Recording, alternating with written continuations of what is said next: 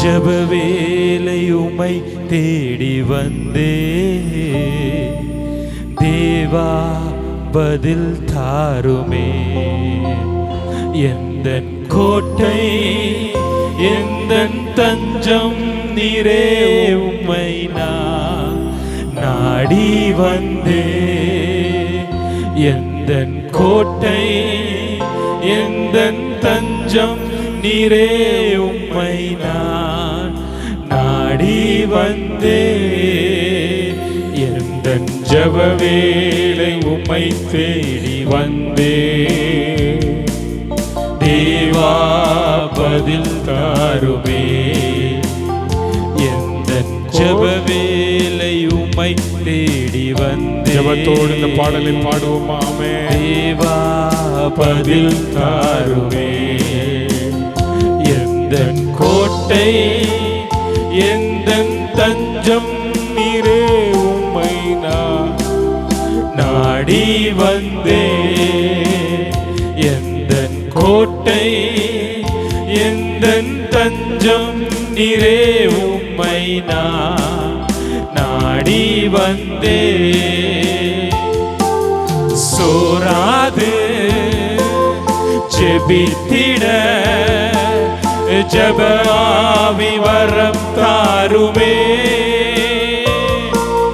தடையாவும் அகற்றிடுமே. தய கேட்டு உம் பாதம் வந்தே. சோராது ஜெபித்திட ஜப ஆவி வரம் தாருமே. தடையாவும் அகற்றிடுமே. தய கேட்டு உம் பாதம் வந்தே. ஜப வேளை உம்மை தேடி வந்தே தேவா பதில் தாருமே. எந்தன் ஜப வேளை உம்மை தேடி வந்தே தேவா பதில் தாருமே.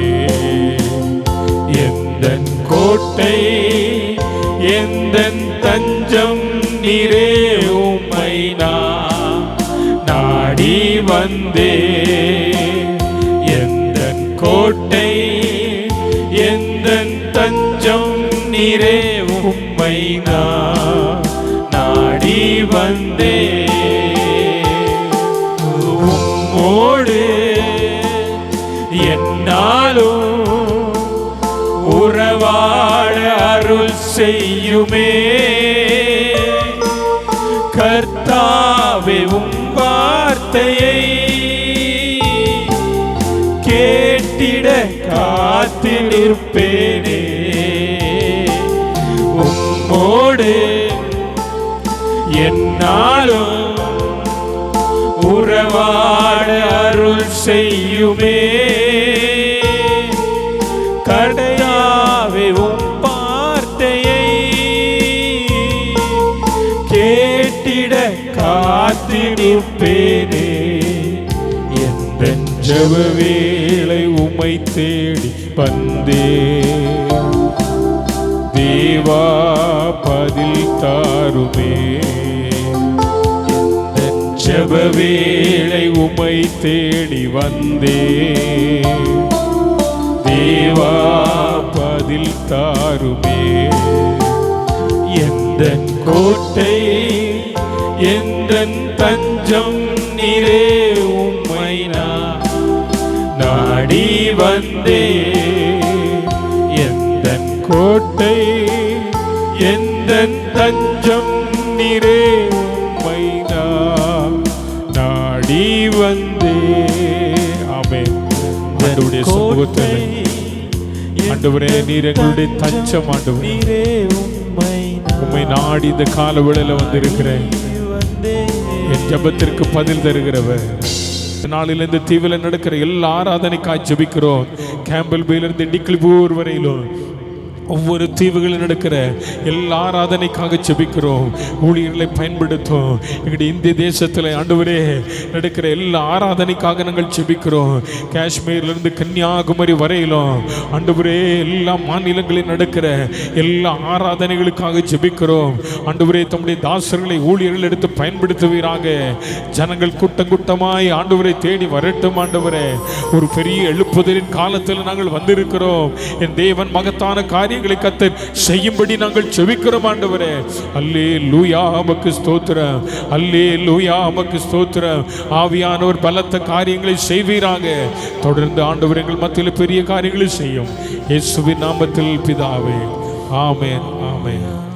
உள்ளமெல்லாம் முருகுதையா உந்த நண்பை நினைக்கையிலே, உள்ளமெல்லாம் முருகுதையா உந்த நண்பை நினைக்கையிலே, தன்னால கண்ணு கலங்குது கர்த்தாவே உம்மை நினைக்குது, தன்னால கண்ணு கலங்குது கர்த்தாவே உம்மை நினைக்குது. இந்த தெல்லு பூச்சிக்கு நல்ல வாழ்க்கை தந்தீரே, என்னை நல்லவனாக்கி வள்ளியில் வைத்துக் கொண்டீரே.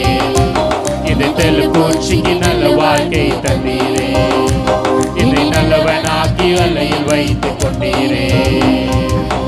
உள்ளமெல்லாம் முருகுதையா உந்த நண்பை நினைக்கையிலே, உள்ளமெல்லாம் முருகுதையா உந்த ஆமென். தன்னால கண்ணு கலங்குது கர்த்தாவே உம்மை நினைக்குது, தன்னால கண்ணு கலங்குது கர்த்தாவே உம்மை நினைக்குது. கருவில நாதையானேன் தெருவினில் நான் கிடந்தேன், கருவில நாதையானேன் தெருவினில் நான் கிடந்தேன். அருகினில் வந்து என்னை அணைத்து அன்பு தெய்வமே, அருகினில் வந்து என்னை அணைத்து அன்பு தெய்வமே. உந்தனின் அன்பை நான் என்னவென்று சொல்லுவேன், உந்தனின் அன்பை நான் என்னவென்று சொல்லுவேன். அற்புதமே அதிசயமே உம்மை நான் என்று மறவேன், அற்புதமே அதிசயமே உம்மை நான் என்று. இந்த தெல்லு பூச்சிக்கு நல்ல வாழ்க்கை தந்தீரே, என்னை நல்லவனாக்கி என்னை தெல்லு பூச்சிக்கு நல்ல வாழ்க்கை தந்தீரே, என்னை நல்லவனாக்கி உள்ளமெல்லாம் முருகுதையா உந்த நண்பை நினைக்கையிலே, உள்ளமெல்லாம் தன்னால கண்ணு கலங்குது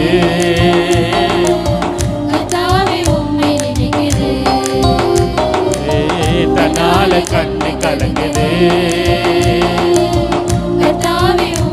சொல்லுங்க, தேற்றிட ஒருவர் இல்லை, தேற்றிட ஒருவர் இல்லை, ஆற்றிட யாரும் இல்லை, தேற்றிட ஒருவர் இல்லை, ஆற்றிட யாரும் இல்லை. தூற்றிட பலருண்டு சேற்றை வீசும் மனிதருண்டு, தூற்றிட பலருண்டு சேற்றை வீசும் மனிதருண்டு. ஏற்றிடும் என் விளக்கை தேற்றும் எந்த தெய்வமே, ஏற்றிடும் என் விளக்கை சர்ப்பரனே பொற்பரனே உம்மை நான் என்று துதிப்பேன், சர்ப்பரனே இந்த தெல்லு பூச்சிக்கு நல்ல வாழ்க்கையை தந்தீரே, என்னை நல்லவனாக்கி அலையில் வைத்துக் கொண்டீரே. என்னை தெல்லு பூச்சிக்கு நல்ல வாழ்க்கை தந்தீரே, என்னை நல்லவனாக்கி அலையில் வைத்துக் கொண்டீரே. உள்ளமெல்லாம் முருகுதையா உந்த நண்பை, உள்ளமெல்லாம் முருகுதையா உந்த நண்பை நினைக்கையிலே, தன்னால கண்ணு கலங்குது கர்த்தாவே உம்மை நினைக்குது, தன்னால கண்ணு கலங்குது கர்த்தாவே உம்மை நினைக்குது, தன்னால கண்ணு கலங்குது கர்த்தாவே உம்மை நினைக்குது, தன்னால கண்ணு கலங்குது கர்த்தாவே உம்மை நினைக்குது. இந்த நாளிலே உங்களோடு சேர்ந்து தேவனை ஆராதிப்பதற்கு ஆண்டவர் எங்களுக்கு கொடுத்த இந்த பெரிய ஸ்லாக்கியத்துக்காக நான் ஆண்டவரை துதித்து ஸ்தோத்திரிக்கிறேன். உங்களோடு ஆராதனையிலே பங்கு கொள்வது எங்கள் உள்ளம், என்னுடைய உள்ளம், நிச்சயமாக என் மனைவியுடைய உள்ளம் பூரிக்கிறது. எங்கெல்லாம் கர்த்தருடைய மக்கள் கூடி சபையாய் ஆண்டவரை துதிக்கிறார்களோ, ஸ்தோத்தரித்து ஆராதனை செய்கிறார்களோ, அங்கே அதை கேட்கும்போது பார்க்கும்போது உள்ளம் பூரிக்கிறது. ஆண்டவருக்கு நான் நன்றி செலுத்துகிறேன். எங்களை அன்பாய் அழைத்து கர்த்தருடைய வார்த்தையை உங்களோடு பகிர்ந்து கொள்வதற்கு எங்களுக்கு கொடுத்த இந்த அன்பான தருணத்துக்காக அருமையான பாஸ்டர் எபினேசர் ஐயாவுக்காக நான் நன்றி செலுத்துகிறேன். இந்த ஏஜி சர்ச்சுக்காக உண்மை ஆண்டவரை துதிக்கிறேன். சென்னையிலே அண்ணா நகரில் ஒரு AG church, pastor Abraham Thomas அவருடைய சபைக்கு நாங்கள் அடிக்கடி செல்லுவோம். எனக்கு தெரிந்த ஒரு அருமையான ஒரு பாஸ்டர். இங்கேயும் ஏஜ் சபை இருந்து அருமையாய் தேவனை மகிமைப்படுத்தி ஊழியம் செய்யப்படுகிறதற்காக ஆண்டவருக்கு நான் நன்றி செலுத்துகிறேன். ஆண்டவரை துதித்து ஸ்தோத்திரிக்கிறேன். சென்னையிலிருந்து வந்திருக்கிற அருமையான சகோதரருக்காகவும் கர்த்தருக்கு ஸ்தோத்திரம். பாஸ்டர் சொல்லும்போது சொன்னாங்க, யாரையாவது ஆண்டவர் கொண்டு வருகிறார் என்று சொல்லும்போது எனக்கு வந்த வசனம் அப்போஸ்தலர் 2வது அதிகாரத்தில் கடைசி வசனம், அனுதினமும் ரட்சிக்கப்படுவதிலே கர்த்தர் சபையிலே சேர்த்து கொண்டார்ன்னு இருக்கிறது. ஸோ அதுதான் சபை. சேர்த்து கொண்டு வளர்கின்றது தான் சபை. ஸ்தம்பித்து போய் நிற்கிறது சபை அல்ல. ஸ்தம்பித்து போய் நிற்கிறது தாஜ்மஹால் மாதிரி ஒரு மான்யூமெண்ட். அது ஒரு கண்காட்சியான ஒரு இடம். அதில் வளர்ச்சி இருக்காது, உயிர் இருக்காது, அது அப்படியே இருக்கும். ஆனால் இயேசு கிறிஸ்துவின் சபையோ ஒரு மான்யூமெண்ட் அல்ல, ஒரு தாஜ்மஹால் அல்ல. எல்லாரும் பார்த்து ரசிச்சுட்டு தூரத்தில் இருந்து ஆஹா சூப்பராக இருக்குது அப்படின்னு சொல்கிறது தேவனுடைய சபை அல்ல. இயேசுவினுடைய சபை மணவாட்டியாகிய சபை, உயிருள்ள சபை. செல் உடம்புல இருக்கிற செல் எப்படி உயிரோடு இருக்கிறதோ அந்த சபை, வளர்கின்ற ஒரு சபை, மறுரூபமாக்கிக் கொண்டே இருக்கின்ற ஒரு சபை. இதுதான் ஆண்டவருடைய சபை. இந்த சபையிலே கர்த்தர் இருக்கிறார். இந்த சபையிலே தேவன் மகிமைப்படுகிறார். பரிசுத்த ஆவியானவர் இருக்கிறதற்காக ஆண்டவரை துதித்து ஸ்தோத்திரிக்கிறேன். அல்லேலூயா, அல்லேலூயா. என்னுடைய தலைப்பு இந்த சபையில் என்ன ஆண்டவர் வச்சிருக்கிறார்? நான் இல்லை, நான் ஒரு கருவி. அவர் பேசுகிறார் என் வாயின் மூலமாய். அவருடைய சத்தத்தை கேட்கிறோம் என் மூலமாக. அவ்வளோதான். ஆண்டவருடைய சமூகத்தில் ஒரு 3 நாட்களாக நான் உட்கார்ந்து, ஒருவேளை நான் பிரயாணப்பட்டு போனாலும் அந்த ஞாபகமாகவே, ஆண்டவரே என்ன நீங்கள் சொல்ல சித்தமாக இருக்கிறீங்க, உங்கள் சபையில் நீங்கள் பேச போகிறீங்க, உங்கள் சபை மக்கள் உம்முடைய வார்த்தை கேட்க போகிறாங்க, நீங்கள் என்ன சொல்ல போகிறீங்க அதை எனக்கு வெளிப்படுத்தி என் மூலமாய் நீர் பேசும் என்று சொல்லும்போது ஆண்டவர் எனக்கு கொடுத்த ஒரு வார்த்தை ஆசீர்வாதம். ஆதியாகம புஸ்தகம் 12வது அதிகாரம் 1, 2 வசனத்தை வாசிக்கலாமா? கர்த்தர் ஆபிரகாமை நோக்கி, நீ உன் தேசத்தையும் உன் இனத்தையும் உன் தகப்பன் வீட்டையும் விட்டு புறப்பட்டு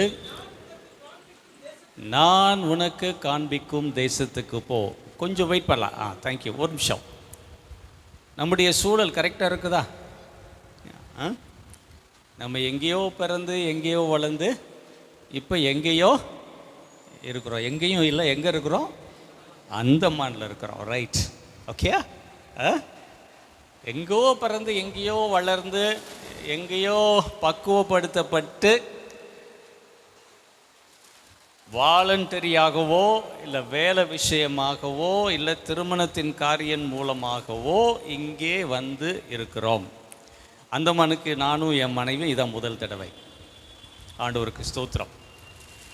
ஓகே, இந்த இதை யார்கிட்ட சொல்கிறாரு தேவன்? ஆபிரகாம்கிட்ட சொல்லிட்டு 2வது வசனம், பெரிய ஜாதியாக்கி உன்னை ஆசீர்வதித்து உன் பேரை பெருமைப்படுத்துவேன்.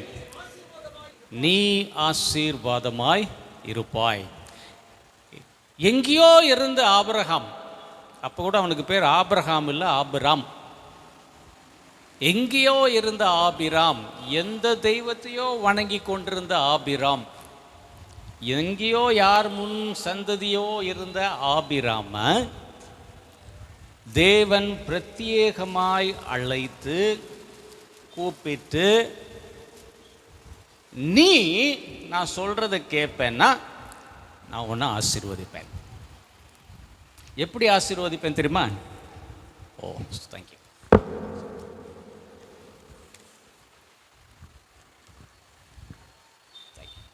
உன்னை எப்படி ஆசீர்வதிப்பேன் தெரியுமா? உன்னை பெரிய அப்படின்னா என்ன அர்த்தம்? நான் இந்த பிரசங்கியார் சும்மா அப்படியே புல்பீட்டை பிடிச்சிட்டு பேசுகிற பிரசங்கியார் இல்லை, சும்மா உங்களோட பேசுகிற ஒரு பிரசங்கியார். பேசிக்கு நான் ஒரு வாத்தியார். வாத்தியாரோட வேலையை பிள்ளைங்களை சொல்லி கொடுத்து பிள்ளைங்களை பேச வைக்கிறதா வாத்தியாரோட வேலை இல்லை? ரைட். இங்கே உன்னை பெரிய ஜாதியாக்குவேன் அப்படின்னு சொன்னால் என்ன அர்த்தம்? உன்னை பெரிய ஜாதியாக்குவேன்னா நம்ம பார்க்குற மாதிரி இந்த ஜாதி அப்படியா? சந்ததி. Okay good. சந்ததி அப்படின்னா என்ன அர்த்தம்? உன் பிள்ளைங்களை உனக்கு கொடுத்து பிள்ளைகளை வர்த்திக்க பண்ணுவேன். எத்தனாவது வயசில்? ஒன்றுமே வாய்ப்பில்லை. சாராளுக்கு குழந்தைய பெற்றுக்கக்கூடிய பாக்கியம் போன வயதில் ஆண்டவர் ஆபிரகாமுக்கு கொடுத்த வாக்கு தத்துவம், உன்னை ஆசீர்வதிப்பேன். எப்படி ஆசீர்வதிப்பேன்? பெரிய ஜாதியாக ஆக்குவேன். ரெண்டாவது வாக்கு தத்துவம் என்ன சொன்னார்?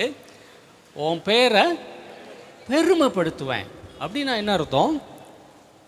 உன் பேர் நிலைச்சிருக்க போதியா? உன்னோட உன் பேர் அழிந்து போவதில்லை. தொன்று தொட்டு பரம்பரை பரம்பரையாய் கால காலமாய் உன் பேரை பெருமைப்படுத்துவேனா உன் பேர் அறிவிக்கப்படும். இன்னைக்கு ஆபிரகாமை பற்றி பேசிகிட்டு இருக்கிறோமா? யாராவது ஆபிரகாமை பார்த்துருக்கீங்களா? இல்லவே இல்லை. கேட்டிருக்கோம் ஆனால் பார்த்ததில்லை. ஆனால் இன்றைக்கே அவரை பற்றி பேசிகிட்டு இருக்கிறோம். எத்தனை வருஷம்? கிட்டத்தட்ட 4000 வருஷத்துக்கு முன்பாக. 4000 வருஷத்துக்கு முன்பாக. 2000 வருஷத்தில் இயேசுநாதர் இருந்தார். அவருக்கு முன்பாக பேரை பெருமைப்படுத்துவேன், உன்னை பெரிய ஜாதியாக்குவேன், உன் பேரை பெருமைப்படுத்துவேன். மூணாவது ஆண்டவர் சொல்றாரு, நீ யாரை ஆசீர்வதிப்பையோ அவங்கள ஆசீர்வதிப்பேன். 3வது வசனத்தை வாசிங்க.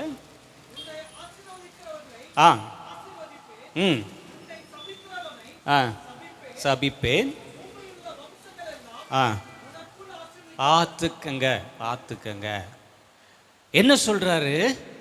நீ யாரை ஆசீர்வதிப்பையோ அவங்க ஆசீர்வதிக்கப்படுவார்கள். அப்படின்னா என்ன அர்த்தம்? ஆசீர்வாதத்துக்கு ஊற்றும் காரணமாய் உன்னை வைப்பேன். அல்லேலூயா, அல்லேலூயா. ஓகே, இது நடந்துச்சு அவருடைய வாழ்க்கையில். நடந்துச்சுங்க. பெரிய ஜாதியாக்குனாரா? ஆமாம். இன்னைக்கு உலகத்தையே அசைச்சிக்கிட்டு இருக்குது அந்த ஜாதி, அந்த ரேஸ். யார் அது? யார்? என்ன அந்த ஜாதி பேர் என்ன? ஆமாம், பேர் இப்போ இருக்கிற பேர் என்ன? இஸ்ரவேல். இஸ்ரவேல் தேசம் குட்டி தேசம். ஒருவேளை அந்தமான் மாதிரி இருக்குமான்னு தெரியல, அதை விட குட்டியாக இருக்கும்னு நினைக்கிறேன். சின்ன தேசம். உலகத்தையே அசைத்து கொண்டிருக்கிறது. உலகத்தையே அசைத்து கொண்டிருக்கிறது. Powerful, powerful. படித்த பயங்கர மேதைகள் அந்த நாட்டிலிருந்து தான் வந்திருக்கிறாங்க. நோபல் பரிசு பெற்ற மேதைகள் அநேகம் அந்த ஜாதியிலிருந்து, அந்த தேசத்திலிருந்து வந்திருக்கிறார்கள். சொன்னதை செய்வாரா? செய்வாரா? மாதிரி ரொம்ப ஸ்லோவாக பேசுகிறீங்க. ஏதோ 50-50 செய்வார். அப்படியா? அவர் சொன்னதை செய்வாரா? ஆமென். ரைட். மனுஷன் தவறிடலாம், நிறுவனம் தவறிடலாம், குடும்பத்தில் இருக்கிற மக்கள் தவறிவிடலாம். எதில்? அவங்க சொன்னதில், அவங்க வாக்கு பண்ணினதில். ஆனால் உங்களுக்கு கர்த்தர் வாக்கு பண்ணினார்னா செஞ்சே முடிப்பார். அல்லேலூயா. அதுதாங்க ஆசீர்வாதம். அருமையாக சிஸ்டர் சாட்சி சொன்னீங்க, ரொம்ப சந்தோஷம். நல்ல ஒரு சாட்சி. இந்த 3 அவங்க சாட்சியில் பொருந்தி இருந்தது பார்த்தீங்களா? நான் கடை வேணும்னு கேட்டேன், கர்த்தர் எனக்கு கடையை கொடுத்தார். வீட்டை வெள்ளை அடிக்கணும்னு கேட்டேன், கர்த்தர் வெள்ளை அடிப்பதற்கும் காசு கொடுத்தார். என்னை ஆசீர்வதிக்கும் போது, ஒருத்தவங்களுக்கு தேவையாக இருக்குன்னு சொல்லி நினைக்கும் போது, பார்க்கும்போது, நான் அவங்களுக்கு உதவி செய்கிறதுக்கும் கர்த்தர் எனக்கு கிருபை செய்தார். அப்படி தானங்க சொன்னீங்க சாட்சி? உங்கள் சாட்சி அப்படி தானே? பார்த்தீங்களா? இதுதாங்க சபை. அல்லேலூயா. இதுதான் சபை. உங்களை ஆசீர்வதிக்கும் போது, உங்களுடைய நினைவுகளை அறிந்து உணர்ந்து பூர்த்தி செய்யும்போது, ஆபத்து காலத்தில் கதறி கதறி கேட்ட சமயத்தில் பக்கத்தில் வந்து, நான் உன் கூட இருக்கிறேன், பயப்படாத. நேற்று ஹவலாக்கிலேருந்து போர்ட் பிளேயருக்கு கப்பலில் வந்தோம். ஃபஸ்ட் டைம் நானும் மனைவியும் கப்பல் பயணம். ஃபஸ்ட் டைம் நாங்கள் பயணிக்கிறோம். பயங்கர காற்று, புயல். கப்பல் கொஞ்சம் ஆட்டம் கொடுக்கும்னு தெரியும், ஆனால் இப்படி ஆட்டம் கொடுக்கும்னு தெரியலை. அப்படியே உள்ளக்கில் குழம்பு இந்த இதெல்லாம் போயிடுச்சு, மேலே இதாகிடுச்சு. என் மனைவி வெளியில் வந்தோடனே, அப்பா வேணவே வேணாம்ப்பா, இந்த கப்பல் பயணமே நமக்கு வேணாம்ப்பா. அங்கே கப்பலில் உட்காந்து பாட்டு பாடுறோம். என்ன பாட்டு தெரியுமா பாடுறோம்? அவர் அற்புதமானவர், காற்றலையும் காற்றையும் கடலையும் அதட்டினவர்னு சொல்லி அப்படி பாடிக்கிட்டு இருக்கிறோம். நான் ஏன் சொல்ல வரேன்னா, இப்படி வந்து நமக்கு உதவி செய்கிற தேவன், நம்மை ஆசீர்வதிக்கிற தேவன். ஆனால் நீங்கள் பார்த்தீங்கன்னா 2வது வசனத்தின் கடைசி வார்த்தை, நீ ஆசீர்வாதமாய் இருப்பாய். ஏன் என்னை ஆசீர்வதிக்கிறார் தெரியுங்களா? ஏன் உங்களை என்னை கர்த்தர் ஆசீர்வதிக்கிறார்? நான், என் பிள்ளை, என் குடும்பம், என் சொந்தக்காரங்க வாழ்ந்து சுபிச்சு வாழ்ந்து சந்தோஷமாக இருந்து அனுபவித்து மண்டையை போட்டுட்டு போயிடணும். அப்படியா? இல்லைங்க. உங்களையும் என்னை ஆசீர்வதிக்கிறதுக்கு காரணம், நீங்களும் நானும் ஆசீர்வாதமாக இருப்பதற்காகவே கர்த்தர் நம்மை ஆசீர்வதிக்கிறார். ஆமென். ஆபிரகாம் ஆசீர்வதிச்சார். பயங்கரம். 11வது அதிகாரத்தில் நீங்கள் வாசித்தீங்கன்னா, முதல் வசனங்களை நீங்கள் அப்புறம் வாசித்தீங்கன்னா, லோத்தோட வேலைக்காரர்களும் ஆபிரகாமுடைய வேலைக்காரர்களுடைய ஆஸ்தி பெருகிருச்சு. பெருகி அந்த பூமி, அவங்க இருக்கிற பூமி நிலை கொள்ளாமல் அவ்வளோ தூரத்துக்கு கர்த்தர் அவர்களை ஆசீர்வதித்தார். மாடு, ஆடு, எல்லாம் மக்கள் எல்லாரையும் ஆண்டவர் கொடுத்து ஆசீர்வதித்தார். அவ்வளோ தூரத்துக்கு ஆசீர்வதித்தார். ஒரு கட்டத்தில் ஆபிரகாம் சொல்கிறாரு, அவங்க மனைவியை போய் ஒரு குகையில் அடக்கம் செய்யும்போது அந்த குகைக்கு சொந்தக்காரர் வந்து ஆபிரகாம் கேட்கும்போது கொடுத்துட்டாரு. அப்போ அந்த குகை சொந்தக்காரர் சொல்கிறாரு, வேணாம் நீ காசு கொடுக்க வேணாம், நீ உனக்கு இலவசமாக கொடுக்குறேன். அப்போ ஆபிரகாம் சொல்கிறாரு, நீ எனக்கு என்ன இலவசமாக கொடுக்குற? என்னை ஆசீர்வதிக்கும் போது நான் ஏன் உங்ககிட்ட இலவசமாக வாங்கணும்? நான் கொடுக்கறதை கொடுக்குறேன்னு அவர் கையில் இருந்த வெள்ளியை நிறுத்து கொடுத்தார். அமேன், அமேன். 12வது அதிகாரம் 4வது அதிகாரத்தில் பார்த்தீங்கன்னா, ஆஸ்தி கிடையாது, பொண்ணு வெள்ளி கிடையாது. ஆபிரகாமு, அவன் மனைவி, லோத்து அவங்க மனைவி, அவங்க கூட இருந்த வேலையாட்கள், அதோடு புறப்பட்டு வந்த ஆபிரகாமை தேவன் ஆசீர்வதித்து மிகுந்த செல்வனாக்கி ஆசீர்வதித்தார். ஆனால் அதே சமயத்தில் அந்த ஆசீர்வாதத்தை மற்றவர்களுக்கு பகிர்ந்து கொள்ளணும். அவனும் சரி, அவனுடைய பிள்ளைகளும் சரி, அவனுடைய பிள்ளைகளுடைய பிள்ளைகளும் சரி பகிர்ந்து கொடுக்க வேண்டும் என்று தேவன் விரும்பினார். ஆபிரகாம் மற்றவங்களுக்கு கொஞ்சம் ஆசீர்வாதமாக இருந்தார். ஆனால் அவருடைய பிள்ளைகள், இஸ்ரவேலின் தேசத்தின் மக்கள் அந்த வாக்குறுதியை, அந்த உடன்படிக்கையை செய்ய தவறிவிட்டார்கள். மற்றவங்களுக்கு ஆசீர்வாதமாக இருக்கிறோம் இஸ்ரவேல் தேசம் இல்லை. நீங்கள் அதை தொடர்ந்து வாசித்தீங்கன்னா, தீர்க்கதரிசி புஸ்தகத்தில் வாசித்தீங்கன்னா, ஏசாயா தீர்க்கதரிசி, எரேமியா தீர்க்கதரிசி, ஓசியா தீர்க்கதரிசி, மீகா தீர்க்கதரிசி, இந்த புஸ்தகத்தை ஆமோஸ் தீர்க்கதரிசி, இந்த புஸ்தகத்தெல்லாம் வாசித்தீங்கன்னா எவ்வளோ ஆடம்பரமாய் வாழ்ந்தார்கள். அவங்களுக்கு இருந்த ஆஸ்தியில் அவங்களுக்குள்ள இருந்த அந்த அரகன்ஸ், அந்த பெருமை, அவங்களுக்குள்ள இருந்த ஈவிரக்கமற்ற குணம்,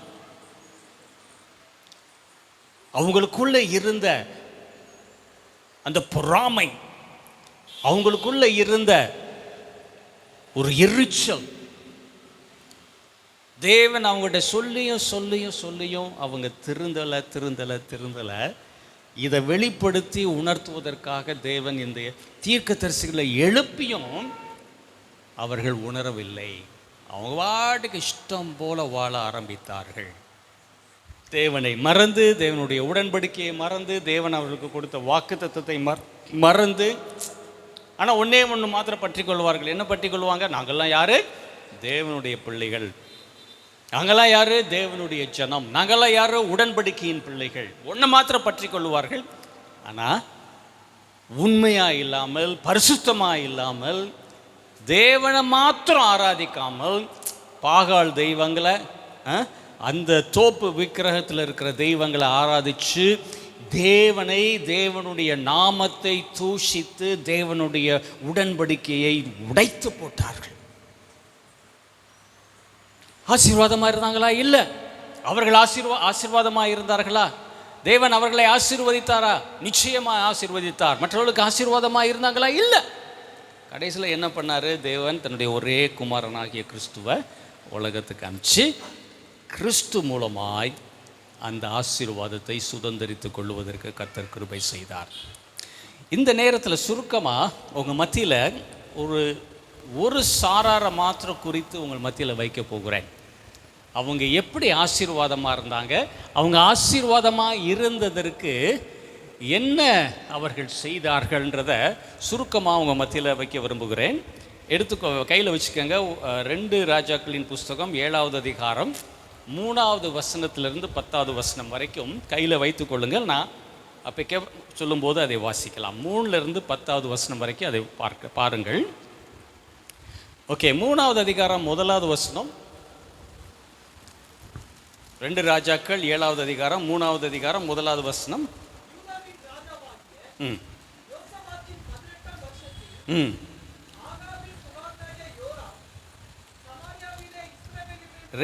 ரெண்டு ராஜாக்கள் 7வது அதிகாரம்.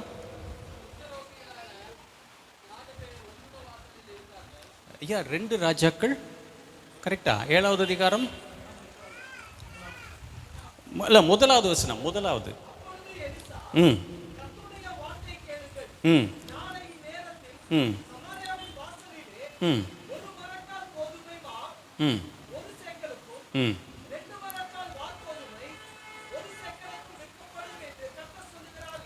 இது கர்த்தருடைய வார்த்தை, கர்த்தருடைய வாக்கு.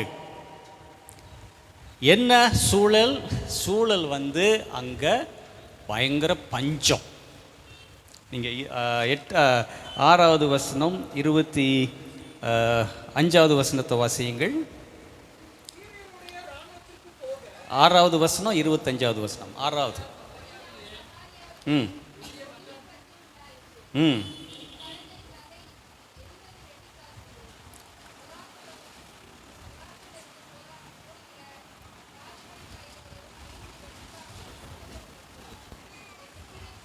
பெரிய கொடிய பஞ்சம்.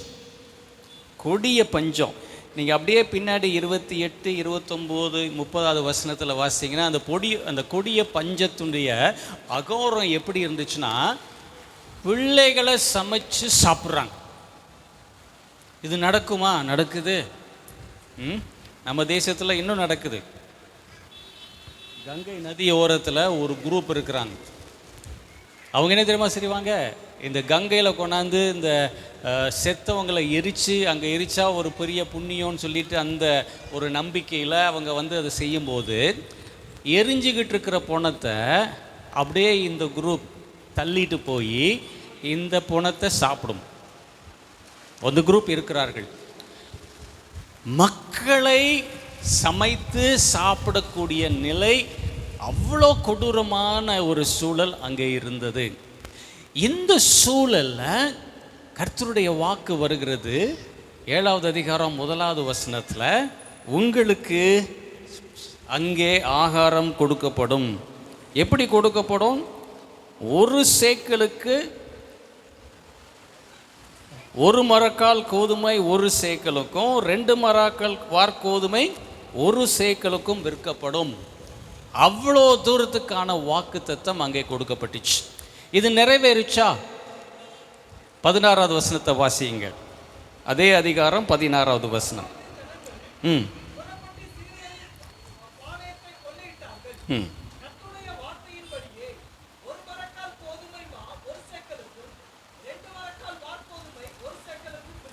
நடந்துச்சா? ஆண்டவர் சொன்னது செய்தாள். ஆனால் யாரை உபயோகப்படுத்தினார் இங்க? 3வது வசனத்தை வாசியுங்கள்.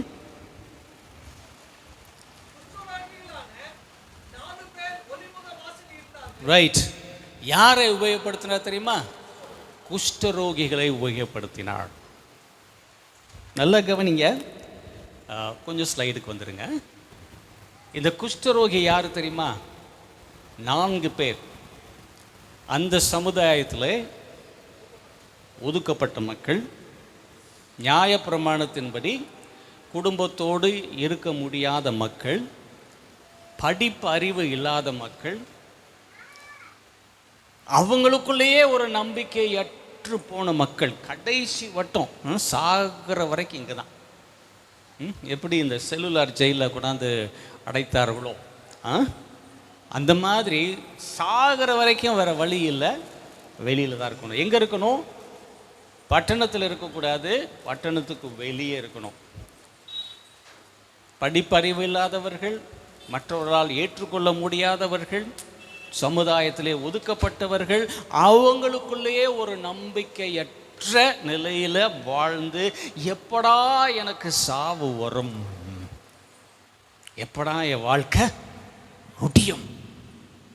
அன்பான சகோதரனே, சகோதரியே, கர்த்தருடைய வாக்கு நிறைவேற்றுவதற்கு தேவன் எவரையும் எடுத்து உபயோகப்படுத்த முடியும். அல்லேலூயா, அல்லேலூயா. கர்த்தருக்காக ஆசீர்வாதமாய் வைப்பதற்கு எந்த வாழ்க்கையுமே எடுத்து தேவன் உபயோகப்படுத்த முடியும். பெரியவங்க மாத்திரம் இல்லை, சின்ன பிள்ளைங்களையும் கூட. Little children, you are very important. You are most important. தர்மையான தம்பி குச்சி எடுத்து டப்பு நடிச்சிட்டு இருந்தாப்புல சுவிட்ச். Very good. என்னால் என்ன முடியும் நான் செய்கிறேன். என்னால் கர்த்தருக்காக என்ன செய்ய முடியும் நான் செய்வேன். இந்த மாதிரி சூழலில் இருந்தவங்க இவங்க தான் அந்த தேவனுடைய வாக்கு தத்தத்தை 16வது வசனத்தில் நிறைவேற்றினார்கள். எப்படி நிறைவேற்றினார்கள்? 3 காரியங்களை அவர்கள் தைரியமாய் செய்தார்கள். முதலாவது, அவர்கள் பெற்றுக்கொண்ட செய்தி, நல்ல செய்தி. 9வது வசனத்தை வாசியுங்கள்.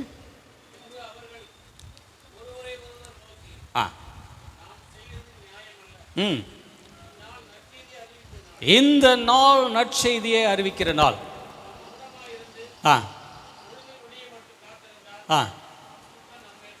ஓகே, இந்த நாள் நற்செய்தி அறிவிக்கிற நாள். என்ன நற்செய்தி? சாப்பாடு.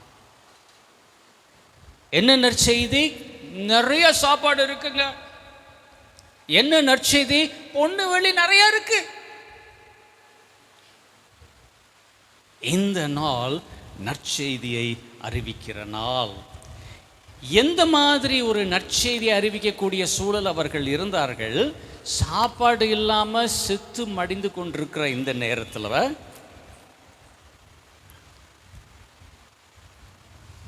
வாழ்க்கையே முடிஞ்சு போச்சுன்னு அவங்களுக்கு மாத்திரம் இல்லை, அந்த 4 குஷ்டரோகிகளுக்கு மாத்திரம் இல்லை, ஈவன் பட்டணத்தில், சமாரியா பட்டணத்தில் இருக்கிறவங்களுக்கும் அதே நிலை. அந்த நிலையில, அந்த சூழல்ல ஒரு நல்ல செய்தி வெளிவர வருவதற்கு இவர்கள் காரணமாயிருந்தார்கள். இந்த நல்ல செய்தியை கண்டுபிடித்தார்கள்.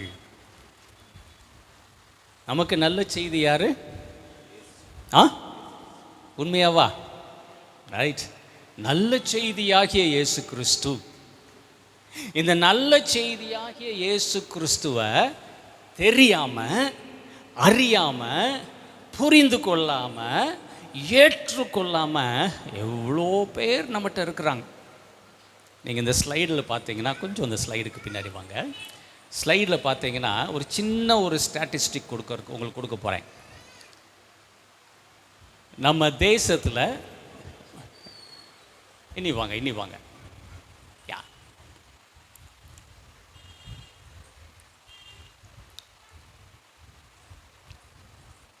இல்லை, அப்படியே ஃபுல் எடுத்துட்டு வாங்க. ஓகே, அப்படியே வந்தீங்கன்னா ஒரு ஸ்டாட்டிஸ்டிக்ஸ், பாப்புலேஷன் ஸ்டாட்டிஸ்டிக்ஸ் இருக்கும் பாருங்கள். நம்ம தேசத்துடைய ஜனத்தொகை சைனா ஜனத்தொகையை விட முஞ்சிருச்சு.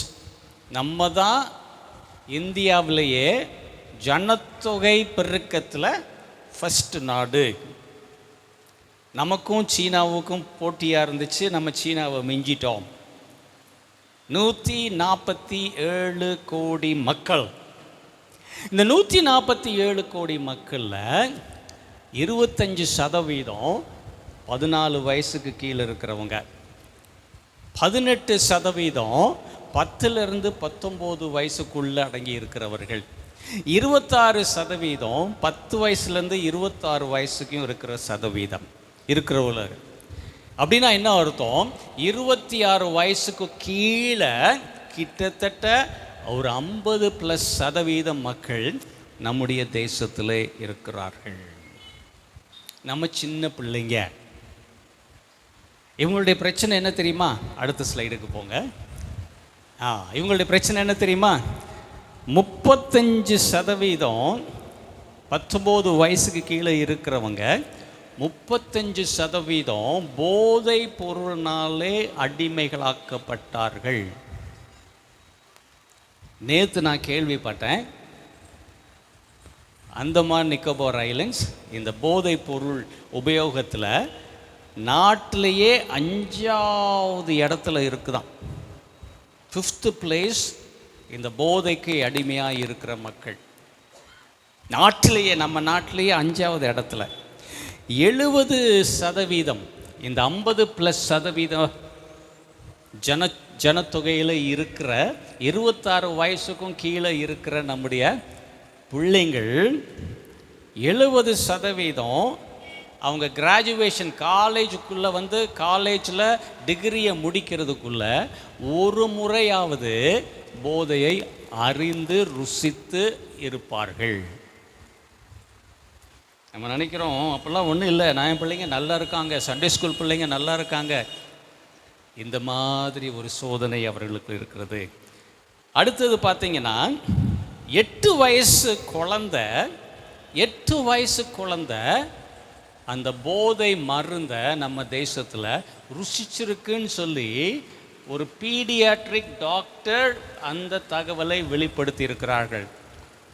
குழந்தை நல மருத்துவர் 8 வயசு குழந்தை அதை ருசிச்சிருக்க ஒரு டெஸ்ட் பண்ணும்போது கண்டுபிடித்தார்கள். போதைக்கு அடிமைப்பட்ட நம்முடைய சமுதாயம், நம்முடைய இளைய தலைமுறை சமுதாயம். இதில் யார் இருக்கா தெரியுமா? இந்த 50+% என் பிள்ளைங்க, என் பேர பிள்ளைங்க, உங்கள் பிள்ளைங்க, உங்கள் பேர பிள்ளைங்க, உங்கள் சண்டே ஸ்கூல் பிள்ளைங்க, உங்கள் குடும்பத்தில் இருக்கிற பிள்ளைங்க,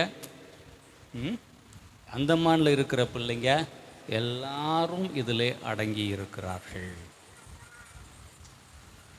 தேவை, நல்ல செய்தியை எடுத்து சொல்லுவதற்கான தேவை. நான் ஆசீர்வாதமாக இருக்கணும்னா இந்த தலைமுறையை நான் எப்படி இவர்களை தப்பித்துக்கொள்ள வைக்க போகிறேன்? இவர்களை குறித்த பாரம், இவர்களை குறித்த அக்கறை, இவர்களை குறித்த கண்ணீர் உண்டா எனக்கு? நான் அவங்களுக்கு ஆசீர்வாதமாக இருக்கிறேன்னா, ஒருவேளை என் பிள்ளைங்களுக்கு நான் ஆசீர்வாதமாக இருக்கிறேன், என் சண்டே ஸ்கூல் பிள்ளைங்களுக்கு நான் ஆசீர்வாதமாக இருக்கேனா, என் சுற்றி இருக்கிற பக்கத்து வீட்டில் இருக்கிற அந்த பிள்ளைங்களுக்கு நான் ஆசீர்வாதமாக இருக்கிறேன். நான் who cares? என் காரியத்தை பார்க்குறதுக்கே எனக்கு நேரம் இல்லை, என் பிள்ளைங்களை பார்த்துக்கிறதுக்கே நேரம் இல்லை, மற்றவங்கள பற்றி நான் எப்படி பார்த்துக்க முடியும்? அந்த மனநிலை. இந்த 4 குஷ்ட ரோகிகள் அதை யோசிக்கலுங்க. ஒதுக்கப்பட்டவர்கள், படிப்பறிவு இல்லாதவர்கள், தன்னம்பிக்கையற்றவர்கள், ஒன்றுமே இல்லாதவர்கள். அவங்க எடுத்த தீர்மானம், இந்த நல்ல செய்தியை நான் சொல்லலைன்னா இவங்களுடைய இரத்தப்பலி என் மேலே விழும், என் மேலே விழும். போதைப் பொருளுக்கு மாத்திரம் அவங்க அடிமையாக இல்லை. அடுத்த ஸ்லைடை பார்த்தீங்கன்னா சூசைட். எனக்கு தெரியல, நேற்று அந்த ப்ரேயர் டவர் அதில் ஒரு சகோதரி சொன்னார்கள், அந்தமானில் நிறைய பிள்ளைங்க சூசைட் பண்ணி கொண்டுகிறார்கள். இப்போ கரண்ட்டாக 2 வாரத்தில் அவங்களுக்கு கிடைச்ச தகவலில், ஜெப குறிப்புக்காக வந்த 2 வாரத்தில் அவர்களுக்கு கிடைத்த தகவல், ஒரு நாள் 5 பேர் கயிறை போட்டு தற்கொலை பண்ணியிருக்கிறார்கள். இளம் வாலிப பிள்ளைகள். எங்கே? உங்கள் ஊரில், இந்த இடத்துல. உலக ரீதியாக, இந்திய ரீதியில் சொல்லப்போனால் இந்த சூசைட் 1.6 மக்கள், 1.6 லட்சம் மக்கள் இந்திய தேசத்தில் சூசைட்னால மரித்து போகிறார்கள். இளம் பிள்ளைகள் மரித்து போகிறார்கள். எனக்கு நேரம் அடுத்ததுக்கு போயிடுறேன். 3வது போனோகிராஃபினா எப்படின்னா, தேவையற்ற படங்களை பார்த்து அவங்களுடைய இச்சையை பூர்த்தி செய்கிற காரியம், அவங்களுக்குள்ள இச்சையை பூர்த்தி செய்கிற காரியம். தேவையற்ற படங்கள், தேவையற்ற வீடியோக்கள், தேவையற்ற தகவல்கள், இன்ஃபர்மேஷன்ஸ். இந்திய தேசத்தில் இந்த தேவையற்ற தகவல்களை, படங்களை பார்த்து தங்களுடைய வாழ்க்கையை மாய்த்து அதுக்கு அடிமையாய் வாழ்ந்து கொண்டிருக்கிறதுல உலகத்திலேயே 10வது இடத்துல இந்திய தேசம் இருக்கிறது. இந்த ஆபாச படங்களை பார்த்து அதன் மூலமாய் தங்கள் வாழ்க்கையை நாசப்படுத்தி கொண்டிருக்கிறவர்கள். இந்திய தேசத்தில் 14 வயசு வர்றதுக்கு முன்பாகவே 94% பிள்ளைகள் இந்த ஆபாச படங்களை பார்ப்பதற்கான வாய்ப்புகள் இருக்கிறது. அவங்க பார்த்தாங்களா பார்க்கலையா தெரியாது, அவர்கள் பார்ப்பதற்கான வாய்ப்புகள் அங்கே கொடுக்கப்பட்டிருக்கிறது. இந்த ஸ்டடி சொல்லுது, பார்க்கிறார்கள். யார்கிட்ட பார்க்குறாங்க, எங்கே பார்க்குறாங்க? செல்ஃபோனில் பார்க்குறார்கள், செல்ஃபோனில் பார்க்குறார்கள். பேரண்ட்ஸ், பெற்றோர்கள், நான் அடிக்கடி சொல்லுவேன், இப்போ அதை தான் சொல்லிகிட்டு இருக்கிறேன்.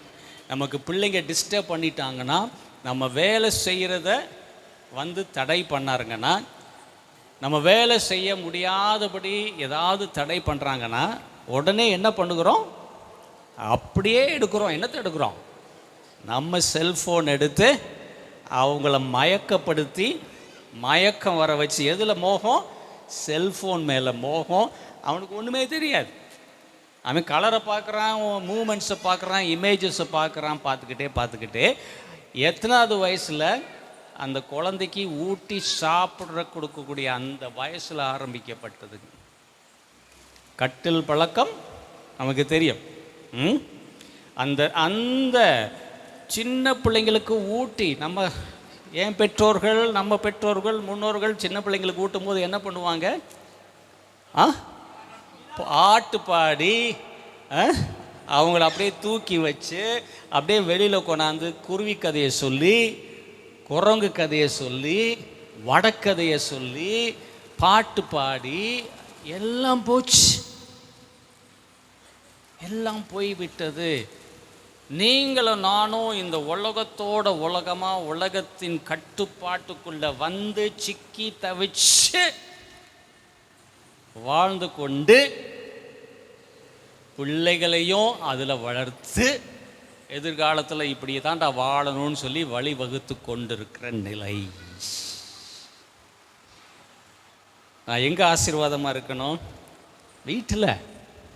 நான் வீட்டில் ஆசீர்வாதமாக இருக்க வேண்டும். கடைசி அடுத்த statistics, social media, mobile phone 39% மக்கள், இது பிள்ளைகள்லாம் சேர்த்து 39 உலக ரீதியாக சோஷியல் மீடியாவுக்குள்ளே, அந்த வாட்ஸ்அப்பு இந்த மாதிரி காரியத்துக்குள்ளே சிக்கி தவிக்கிறார்கள்.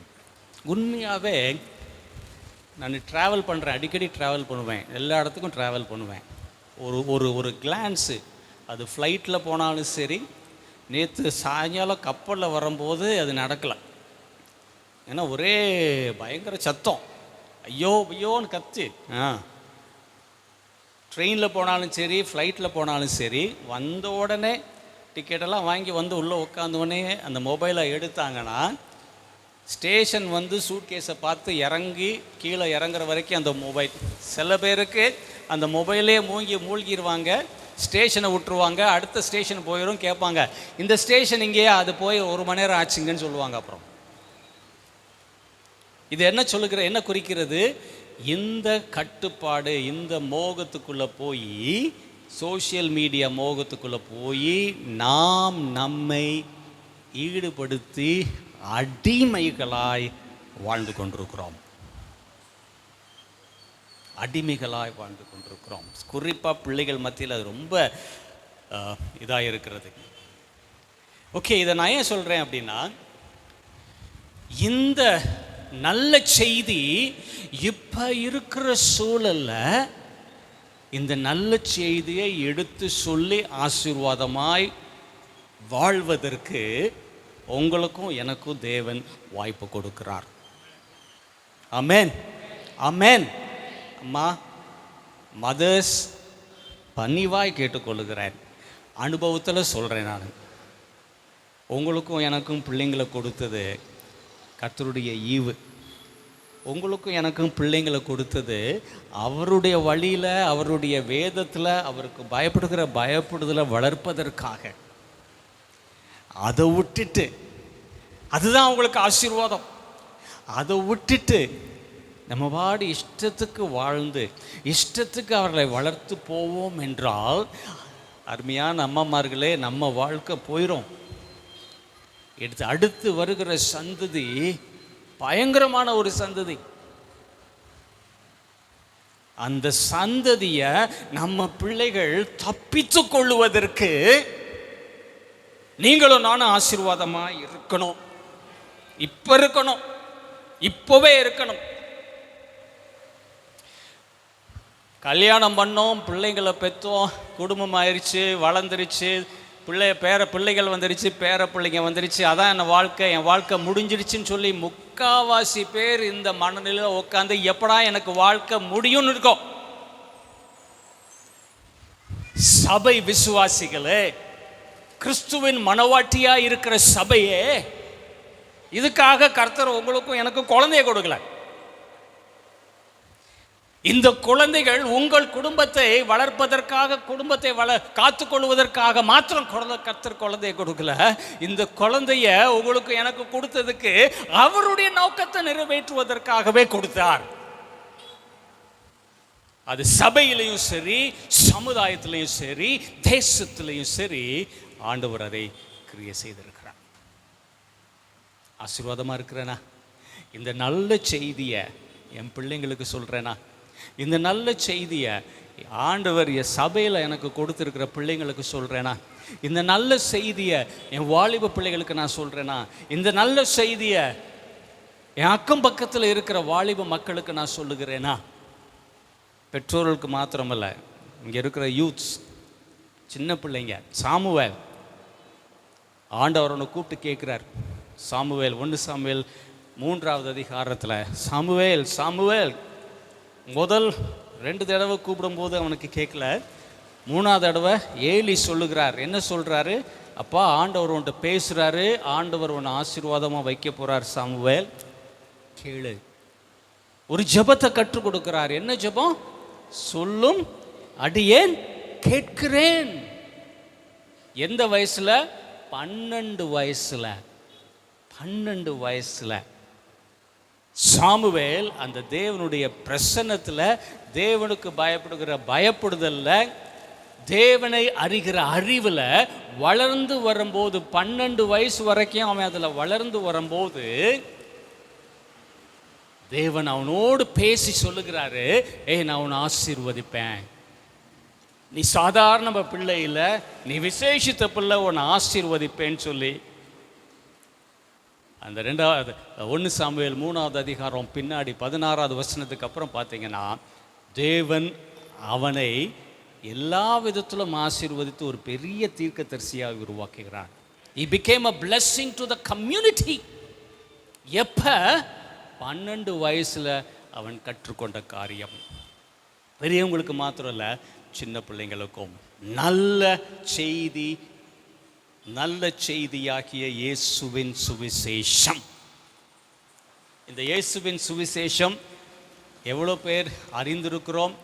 இந்த இயேசு கிறிஸ்துவின் சுவிசேஷத்தை எவ்வளோ பேர் ருசித்திருக்கிறோம்?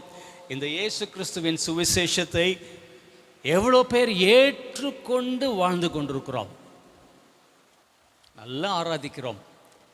தேவனுடைய வசனத்தை கேட்கும்படியாக, தேவனுடைய வசனத்தை படிக்கும், வாசிக்கும்படியாய், தியானிக்கும்படியாய் ஒவ்வொரு வாரமும் பாஸ்டர் நமக்கு போதனை கொடுத்து கொண்டே இருக்கிறார்கள். குட். ஆனால் இந்த நல்ல செய்திக்கும் எனக்கும் சம்பந்தம் இருக்கிறதா? இந்த நல்ல செய்தி தான் மனம் திரும்புதலை பற்றி சொல்லும். இந்த நல்ல செய்தி தான் ரட்சிப்பை கொடுக்கும். இந்த நல்ல செய்தி தான் ஆண்டவரோடு இணைத்து வாழக்கூடிய வாய்ப்பை கொடுக்கும். இந்த நல்ல செய்தி இல்லாமல் நீங்களோ நானோ தேவனுடைய பிள்ளைகளாகவோ, தேவனுடைய சபையின் அங்கமாகவோ, தேவனுக்கு நாம் ஆசீர்வாதகமோ இருக்கவே முடியாது. இதை நான் உணர்ந்து கதறி கதறி சொல்லுகின்றேன். நான் இந்த நல்ல செய்தியை பெற்றாதான் மற்றவங்களுக்கு நான் ஆசீர்வாதமாக இருப்பேன். இந்த நல்ல செய்தி எனக்கு அது முதல்ல ஆசீர்வாதத்தை தந்தாதான் நான் மற்றவங்களுக்கு ஆசீர்வாதமாக இருப்பேன். ஒருவேளை இந்த நல்ல செய்தி பற்றி இன்னும் உங்களுக்கு புரிஞ்சுக்கலன்னா தயவுசெய்து பாஸ்டர்கிட்ட பேசுங்க. ரொம்ப ரொம்ப முக்கியம்.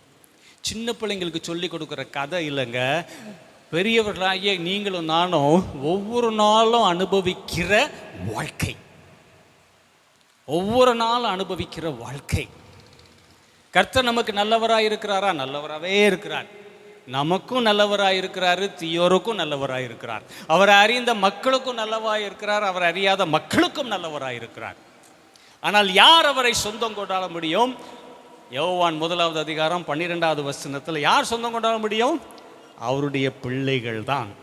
யார் அவருடைய பிள்ளைகள்? யார் யாரெல்லாம் அவரை விசுவாசித்து ஏற்றுக்கொண்டு அவர்களை, இயேசுவை, இந்த நல்ல செய்தியை அறிந்து வாழும்போது அவருடைய பிள்ளைகளாக இருக்கிறார்கள். நல்ல செய்தி பகிர்ந்து கொடுக்கப்பட வேண்டும். அந்த ஆசீர்வாதம் முதலாவது ஆசீர்வாதம். 2வது ஆசீர்வாதம் நீங்கள் பார்த்தீங்கன்னா, நல்ல செய்தி மாத்திரம் இல்லை,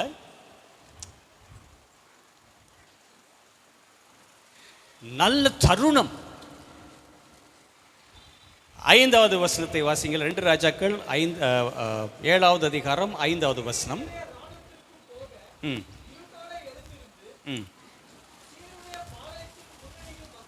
ம் ம்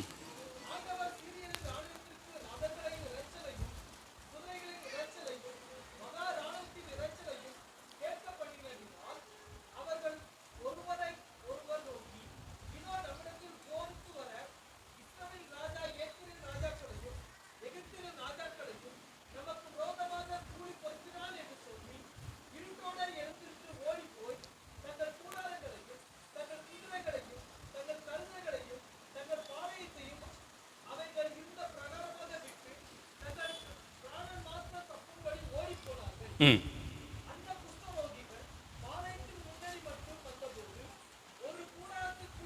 நல்ல கவனிங்க. ம் ம் ம்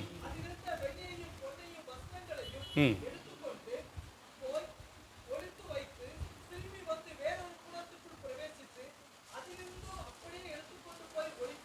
தேங்க்யூ ஐயா. என்ன தெரியுமா பண்ணுறாங்க? சாப்பாடு இல்லாமல் சாக போகிற நிலையில் இருந்த இந்த 4 பேருக்கு சீரிய இராணுவத்தில் அங்கே ஒரு பெரிய ஒரு அற்புதம், அது நான் சொல்கிறதுக்கு நேரம் இல்லை, தயவுசெய்து அதை வீட்டில் போய் படியுங்கள். ஒரு பெரிய அற்புதத்தை தேவன் செய்கிறார். இந்த சீரிய இராணுவம் யாரை பிடிக்க வந்துச்சு? ஒரே ஒருத்தரை பிடிக்க. யார் அது?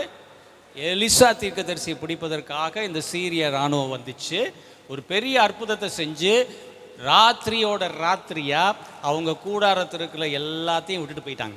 அந்த கூடாரத்தில் என்ன கொண்டு வந்தாங்க? தண்ணி கொண்டு வந்தாங்க, ஆகாரம் கொண்டு வந்தாங்க, வஸ்திரம் கொண்டு வந்தாங்க, பொண்ணு வெள்ளியும் கொண்டு வந்தாங்க. ஏன் சண்டை போடுறதுக்கு பொண்ணு வெள்ளி எடுத்துகிட்டு போனாங்க எனக்கு தெரியல. பொண்ணு வெள்ளியும் கொண்டு வந்தாங்க. அப்படின்னா என்ன அர்த்தம்? உங்களையும் என்னையும் ஆண்டவர் ஆசீர்வாதமாக வைக்கும்போது உங்களுக்கும் எனக்கும் ஒரு பெரிய வாய்ப்பை, தருணத்தை கிரியேட் பண்ணுறாருங்க. ஐயோ நான் எப்படிங்க, எனக்கே சாப்பாட்டுக்கு இல்லாமல் இருக்கேனே, நானே இப்படி இருக்கிறேனே, எனக்கு என்ன பேச தெரியாது, சரியாக பழகக்கூடிய பழக்க வழக்கங்கள் எனக்கு இல்லை, அதுவும் இங்கே அந்தமான தீவுகளில் நானே அனாதை மாதிரி இங்கே வந்து உட்காந்துருக்கிறேன், நான் எப்படிங்க ஆசீர்வாதமாக இருப்பேன்? அப்படி தான் இருந்தாங்க அந்த 4 குஷ்டரோகிகள். இங்கே பாளையத்துக்கு வரும்போது, சீரிய ஆர்மியோட அந்த பாளையத்துக்குள்ளே வரும்போது எல்லாமே வித்தியாசமாக இருக்குது. உங்களையும் என்னையும் ஆண்டவர் ஆசீர்வாதமாய் உபயோகப்படுத்தும் போது ஆசீர்வாதமாய் இருப்பதற்கான வாய்ப்பை, தருணத்தை, சூழலை அவரே கிரியேட் செய்வார். அல்லேலூயா. நான் பேசுறதுக்கு புரியுதா? கொஞ்சம் கடுமையாக இருக்குதா? ப்ளீஸ், என்னுடைய ஜெபம் எல்லாமே நீங்கள் ஆசீர்வாதமாக இருக்கணும். இங்கே பார்க்கும்போது ஒரு தருணத்தை, ஒரு சூழலை கிரியேட் பண்ணிட்டு அந்த சூழலுக்குள்ளே போகும்போது என்ன ஆகும் தெரியுமா? திசை மாறி ஆசை, பாசம் எல்லாம் வந்து இவங்க என்ன பண்ண ஆரம்பிச்சிட்டாங்க. முதல்ல நீங்கள் வாசித்தீங்கன்னா அந்த 8வது வசனத்தில் நீங்கள் இல்லையா, வாசிக்க வேணாம், நீங்கள் வாசித்தீங்க ஏற்கனவே. வாசித்தீங்கன்னா இவங்க என்ன பண்ணுறாங்க, அந்த 4 பேரும் பசி பட்டினியில் இருந்து பார்க்குறாங்க. திராட்சரசம் இருக்குது, பழம் இருக்குது, தண்ணி இருக்குது, ஆகாரம் இருக்குது. ஐயோ எப்பா, இது நான் பார்க்கவே இல்லையே, இது எனக்கு கிடைக்கும்ன்ற வாய்ப்பே இல்லையே, இப்போ எனக்கு இது கிடைக்குதுன்னு சொல்லிட்டு ஒவ்வொருத்தன் என்ன பண்ணுறான், ஒவ்வொருத்தனும் பிரிஞ்சு போய் ஒரு கூடாரத்தில் போய் தண்ணியை குடித்து, திராட்சரசத்தை குடித்து, சாப்பாடை சாப்பிட்டு அப்படியே என்ஜாய் பண்ணிகிட்ருக்குறான். அது மாத்திரம் இல்லை, திடீர்னு யோசனை வருது, டே நம்ம மாத்திரம் சாப்பிட்டு போனால் நம்ம பிள்ளைங்களுக்கு சேர்த்து வைக்கணும்ல. அதனால் என்ன பண்ணுறான், போய் மறுபடியும் இன்னொரு கூடாரத்துக்குள்ளே போய் அந்த ஆகாரத்தை, அந்த பொண்ணு வெள்ளி ஆஸ்தி சம்பத்து எல்லாத்தையும் எடுத்துட்டு வந்து மூட்டையை கட்டி, வசனம் சொல்லுகிறது, மறைத்து வைத்தார்கள். யாருக்குமே, இந்த 4 பேத்துக்குமே தெரியாது. பாருங்க, இந்த 4 பேத்துக்குமே தெரியக்கூடாதபடி ஒவ்வொருத்தையும் போய் எடுத்து வச்சு, சேர்த்து வச்சு, மறைச்சு வச்சு இருக்கிற ஒரு நிலை. ரைட் ப்ரையாரிட்டி, சரியான ஒரு ப்ரையாரிட்டிக்கு தமிழில் என்ன, ஒரு முதலிடம். நான் எப்படிங்க என்னங்க நான் போய் மற்றவங்களுக்கு எப்படி ஆசீர்வாதம்? என்ன நீங்கள் போய் சின்ன பிள்ளைங்களுக்கு போய் அவங்கள காப்பாற்றணும், அவங்க வாழ்க்கைக்கு உங்களுக்கு பாரம் வேணும்னு சொல்கிறீங்களே, என் பிள்ளைங்கள பார்த்துக்கிறதுக்கே எனக்கு நேரம் இல்லை. என் பிள்ளைங்கள பார்த்து என் பிள்ளைங்களே ஏன் சொல்கிறத கேட்க மாட்டேன்றாங்க. நான் எப்படி மற்றவங்களுக்கு இருப்பேன்? இல்லவே இல்லை. நான், நாம், என்ன, எனக்கு, நமக்கு, இதுதான் நிறையா பேருடைய வார்த்தை. எது பார்த்தாலும், எது கேட்டாலும், எது யோசித்தாலும், எதை வாங்க போனாலும் எனக்கு என்ன வேணும், என் குடும்பத்துக்கு என்ன வேணும், எனக்கு என்ன தேவை, நமக்கு என்ன தேவை, நமக்குள்ளேயே வச்சுக்கலாம். இந்த மனப்பான்மையில் இருப்போம் என்றால் மற்றவர்களுக்கு ஆசீர்வாதமாக இருக்கவே முடியாது. ஏசுநாதா தான் சொன்னார், நீ ஒரு சீஷனா, என்னை பின்பற்றுகிற ஒரு சீஷனா இருக்கணும்னா என்ன பண்ணணும்? நீயே உன்னை வெறுத்து சிலுவையை எடுத்து, உன்னை வெறுத்து அப்படின்னா என்ன அர்த்தம்? எனக்குன்னு இல்லை, எனக்குன்னு இல்லை, நான் இல்லை, எல்லாமே அவர் தான், எல்லாமே அவர் தான். சின்ன ஊழியத்தில், ஆரம்ப கால ஊழியத்தில் ஆண்டவர் எனக்கு கற்றுக் கொடுத்த ஜெபம் இன்னும் ஞாபகம் இருக்கு. அப்போ தான் ஊழியத்துக்குள்ளே வர்றேன். ஒரு சபையில், அந்த சபையில் வளர்ந்து கொண்டு வரும்போது காணிக்கைக்காக என்னை கூப்பிட்டு ஜெபிக்க சொன்னார்கள். அப்போ நான் ஜெபித்தேன். என்ன தெரியுமா ஜெபித்தேன்? நிர்வாணமாக இந்த உலகத்துக்கு வந்தேன். சட்டை கிடையாது, ஒன்றும் கிடையாது, நிர்வாணமாக இந்த உலகத்துக்கு வந்தேன். இப்போ உம்முடைய பிரசன்னத்தில் இப்படி ஆடை அணைஞ்சி, காசை போஸ்குள்ளே வச்சு, ஒரு வீடு வச்சு, ஒரு குடும்பத்தை வச்சு, மாத சம்பளம்னு சொல்லி அதை வச்சு வாழ்ந்து கொண்டிருக்கிறேன். நிர்வாணமாக வந்தேன். எல்லாமே என்னுடையதுன்னு நான் சொல்லிக்கிட்டு இருந்தேன் ஆண்டவரே. ஆனால் உண்மையாகவே ஏன் இது இல்லைப்பா, எல்லாமே உம்முடையதப்பா. நான் போய் வேலை செஞ்சு சம்பாதிக்கக்கூடிய கிருபையும் பலனையும் நீங்கள் எனக்கு கொடுக்குறீங்கப்பா. என் வீட்டின் தேவைகளை நீங்கள் எனக்கு கொடுக்குறீங்கப்பா. என்னுடைய வீட்டின் அத்தியாவசியமான பொருளை சேகரிப்பதற்கு நீங்கள் எனக்கு கொடுக்குறீங்கப்பா. நீங்கள் தான் ஓனரப்பா, நான் ஓனர் இல்லைப்பா. இந்த கார் ஏன் கார் இல்லைப்பா, இது ஏன் கார்னு பெருமைப்படுத்தி பேசிகிட்டு இருக்கிற நிலை இல்லைப்பா. நீங்கள் எனக்கு பிச்சை போட்ட காருப்பா. இந்த மனநிலை வேணுங்க. இதுதான் வெறுமையாக்குகிறது.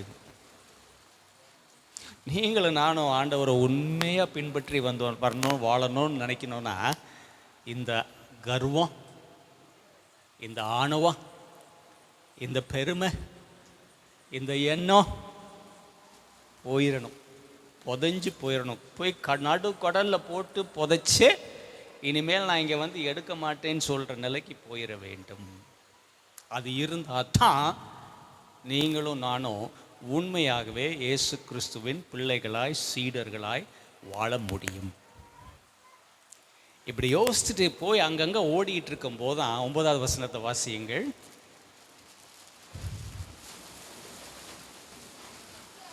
ஆ ஆ ஆ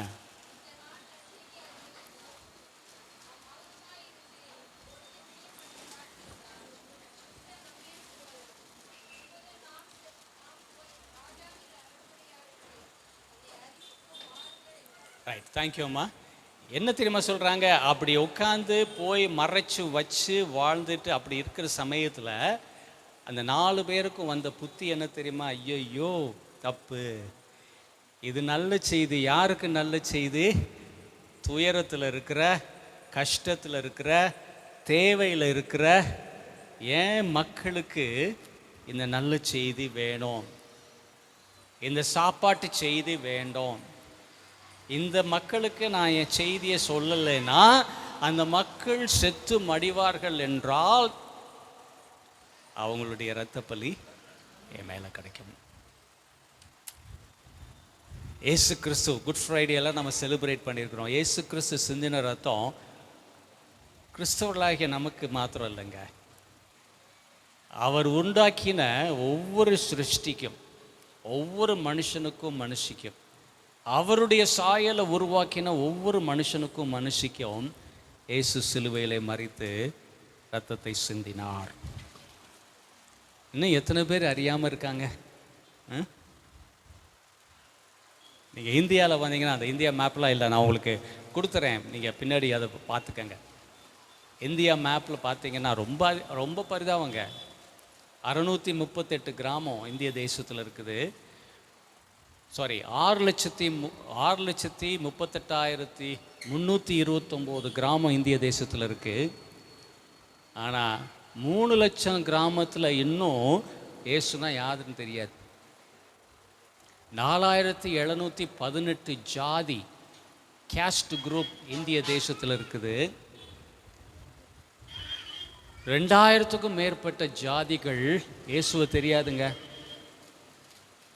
உங்கள் இடத்துலையே, இங்கேயே நிக்கோபார் ஐலாண்டு இங்கேயே அந்த மக்கள் இருக்காங்களே, அந்த ட்ரைபல் மக்கள் இருக்காங்களே, ஒரு ஜாதி மக்கள், அம்புனால சுடுற மக்கள் ஒருத்தர் கூட இல்லை. நான் கடைசியாக ஒரு 3-4 வருஷத்துக்கு முன்னாடி கேட்கும்போது அந்த ஜனத்தொகை, அந்த ஜாதி மக்கள், உங்களோட வசித்து கொண்டிருக்கிற அந்த மக்கள், அந்த ஜாதி மக்கள் 5000 பேர் கூட இல்லை. அப்படின்னா என்ன அர்த்தம்? ஒரு சந்ததி இயேசுவையே அறியாமல் மடிந்து போகிற ஒரு சந்ததியை இப்போ நீங்கள் பார்க்குறீங்க, நான் பார்க்குறேன். நிறைய பேர் இதை சொல்லும் போது ஐயோ முடியவே முடியாது, சாத்தியமே இல்லை. நேற்று சாயங்காலம் ஒருத்தர் வீட்டில் உட்காந்து சாப்பிட்டுட்டு இருக்கிறோம். அவர் PW ஆஃபீஸில் வேலை பார்க்குறவர். அவர் ஒரு ஜாதி மக்களை குறித்து சொல்லுகிறார். அவர்களும் அம்பெய்கிறவர்கள், எனிமியாக கன்சிடர் பண்ணாங்க. நாங்களாம் அவங்களுக்கு எனிமின்னு சொன்னாங்க. அதில் வந்த ஒருத்தர் எங்கேயோ அவங்க அந்த தீவிலேருந்து உள்ளே மெயினில் இங்கே ஒருத்தர் ஓடும்போது விரட்டி யாரோ பிடிக்க வர்றாங்க. ஓடி வரும்போது ஒருத்தர் கீழே விழுந்து நீ போயிடுச்சு, எல்லாம் விட்டு போயிட்டாங்க. இவர் மாத்திரம் அங்கே இருக்கிறார். 20 வருஷத்துக்கு முன்னாடி சொன்ன காரியம். அவர் சொல்கிறார், பிரதர் நான் இவரை பார்த்தேன், நான் அவரை கூட்டிகிட்டு போய் ஆஸ்பத்திரியில் சேர்த்தேன். இதே அந்தமான் ஆஸ்பத்திரியில் அவருக்குன்னு சொல்லி ஒரு ஸ்பெஷல் வார்டை கிரியேட் பண்ணாங்க, ட்ரீட்மெண்ட் கொடுத்தாங்க. அவர் சொல்கிறாரு, ராஷ்டிரபதி கூட்டிகிட்டு போய், பிரசிடெண்ட்டை கூட்டு போய் அவருக்கு அவார்டு கொடுத்தாரு.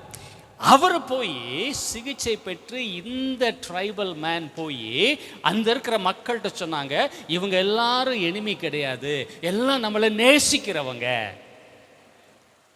இன்னைக்கு அவர்கள் மத்தியிலே ஆண்டவர் மகிமையாய் வெளிப்பட்டு வருகிறார். இந்த குறிப்பிட்ட மக்கள் இங்கே இருக்கிறவங்க, ஆனால் ஒரு குறிப்பிட்ட மக்கள் இல்லை. யார் பொறுப்பு? இதை யார் செய்வா? அவர்களுக்கு அந்த வாழ்க்கை முன்னோட்டத்துக்கு, அந்த சுவிசேஷத்துக்கு யார் பொறுப்பு? யாராவது ஒருத்தர் வெளிநாட்டிலேருந்து வரணுமா? உங்கள் கையில், என் கையில் இருக்குது. நான் அவங்களுக்கு ஆசீர்வாதமாக இருக்கணும். யாரு? சபையாகிய நீங்கள், மணவாட்டியாகிய நீங்கள். ப்ரையாரிட்டி. 3வது காரியம் டெசிஷன். கடைசியில் பார்க்கும்போது அவங்க 4 பேரும் தீர்மானித்து நேராக சொல்கிறாங்க. எங்கே சொல்கிறாங்க? அதை நீங்கள் கடைசியாக வாசிக்கிங்கன்னா அதோட முடித்து விடுகிறேன். 10வது வசனம். ம் ம் ம் ம்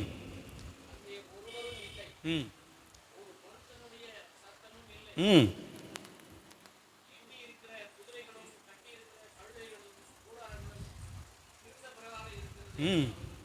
பார்த்தீங்களா? வேற ஒன்றும் செய்யலைங்க. எப்படி இவங்க ஆசீர்வாதமாக இருந்தாங்க?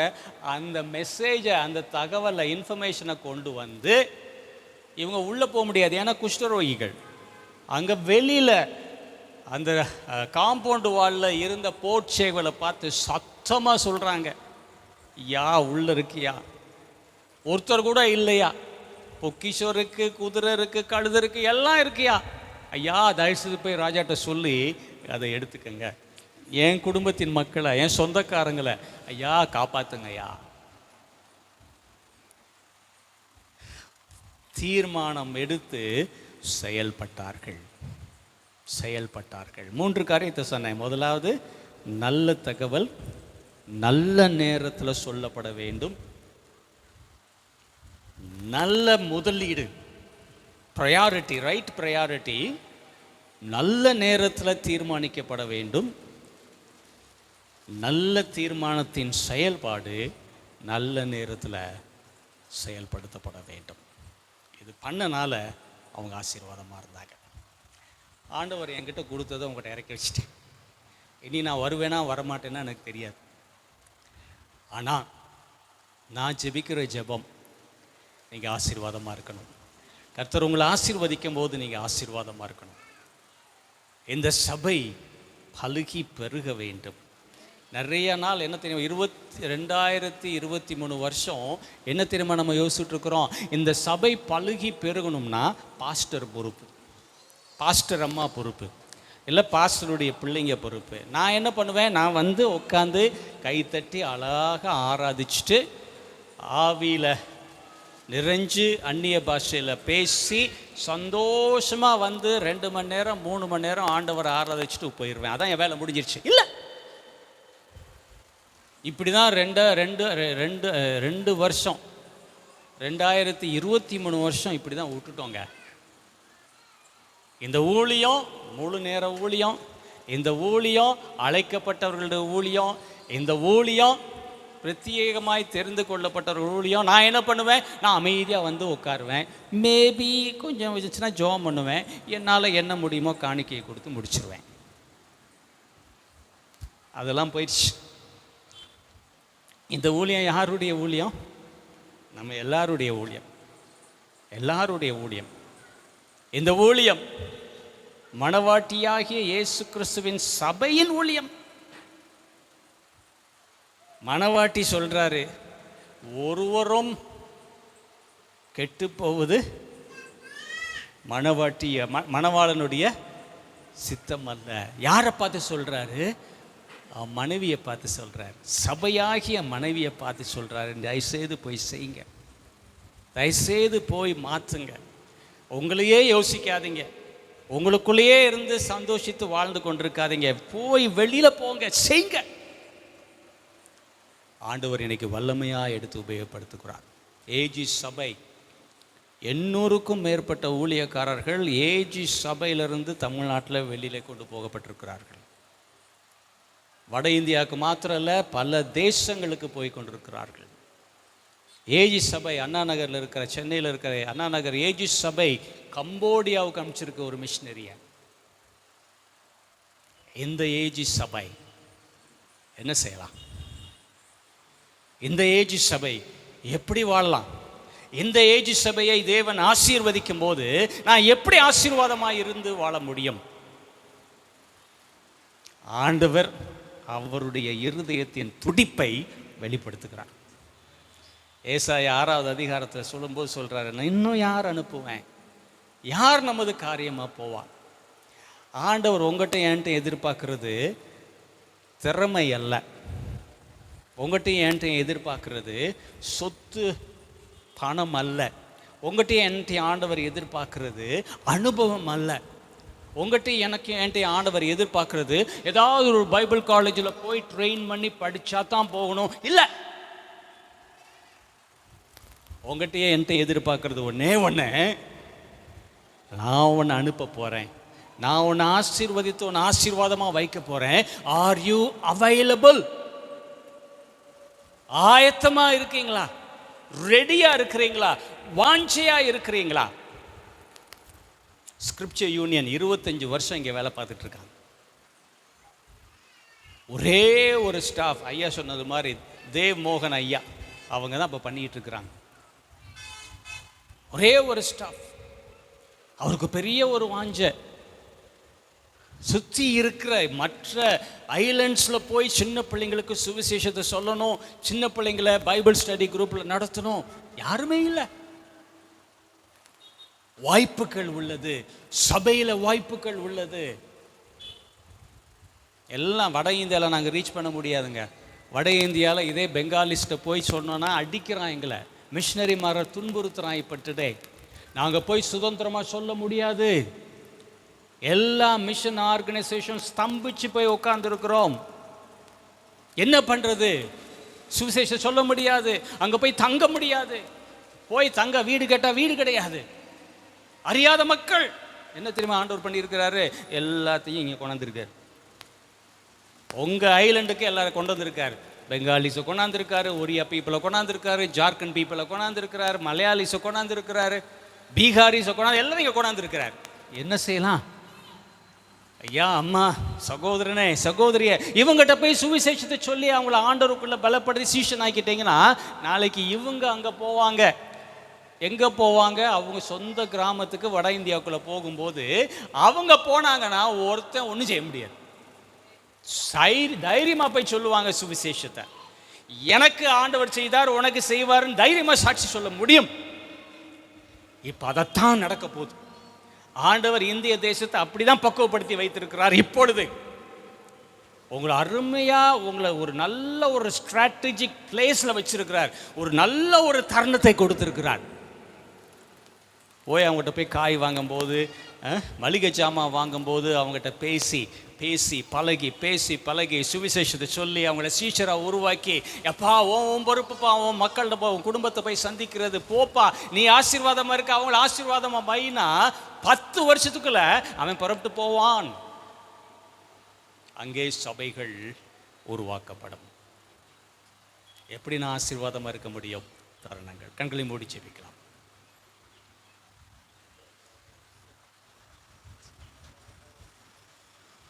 Price the lord. ஹல்லேலூயா.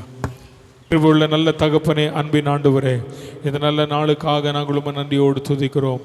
இந்த நாளும் ஆண்டவருடைய வார்த்தையை நாங்கள் கேட்க கர்த்தர் எங்களுக்கு உதவி செய்தீர். ஆண்டவரே, இந்த 4 குஷ்டரோகிகளை கொண்டு கர்த்தர் ஆண்டவருடைய வார்த்தையை நிறைவேற்றினீர் அல்லவா? அப்படியானால் நீர் சொன்னதான வாக்குத்தத்தம் உலகமெங்கும் புறப்பட்டு போய் சர்வ சிருஷ்டிக்கும் சுவிசேஷத்தை பிரசங்கியுங்கள் என்று சொன்னீர். அந்த வாக்குத்தத்தை நிறைவேற ஆண்டவர் எங்களுக்கு தந்திருக்க நல்ல தருணங்களை நாங்கள் பிரயோஜனப்படுத்திக் கொள்ள கர்த்தர் எங்களுக்கு உதவி செய்யும். இதனாலே கர்த்தருடைய வார்த்தையை பகிர்ந்து கொண்டு உடைய தாசருக்காக நாங்கள் ஜெபம் பண்ணுகிறோம். அவருடைய குடும்பத்தையும் ஆண்டவரை ஆசீர்வதியும், கொடுத்த ஊழியங்களை ஆசீர்வதியும். ஆண்டவரே, தேசத்திற்கும் ஆண்டவரே அநேகமாயிரங்களுக்கும் ஆசீர்வாதமாக இருக்க கர்த்தர் உதவி செய்யும். இந்த ஆராதனைக்கு வந்து சிறியோர் பெரியோர் ஒவ்வொருவரையும் ஆண்டவர் தொடர்ந்து ஆசீர்வதிப்பீராக. இந்த வாரம் பிறந்த நாள், திருமண நாளை கொண்டாடுகிற பிள்ளைகள் மேல் ஆண்டோடைய கிருபை இருக்கட்டும். ஆண்டோடைய பாதுகாப்பின் கரம் கூட இருப்பதாக. கடந்து போகிறோம், காலநிலைகளை அனுகூலமாக்கி தாரும். இயேசுவின் நாமத்தில் ஜெபிக்கிறோம் பிதாவே. என் ஆத்துமாவே கர்த்தரை ஸ்தோத்திரி, என் முள்ளுமே பரிசுத்த நாமத்தை ஸ்தோத்திரி. என் ஆத்துமாவே கர்த்தரை ஸ்தோத்திரி, அவர் செய்த சகல உபகாரங்களையும் மறவாதே. நம்முடைய கர்த்தராகிய இயேசு கிறிஸ்துவின் கிருபையும் பிதாவாகிய தேவனுடைய அன்பும் பரிசுத்த ஆவியானவருடைய நீக்கும் சமாதானமும் காவலும் இன்றும் என்றும் கர்த்தருடைய வருகை மட்டும் இருப்பதாக. அல்லேலூயா.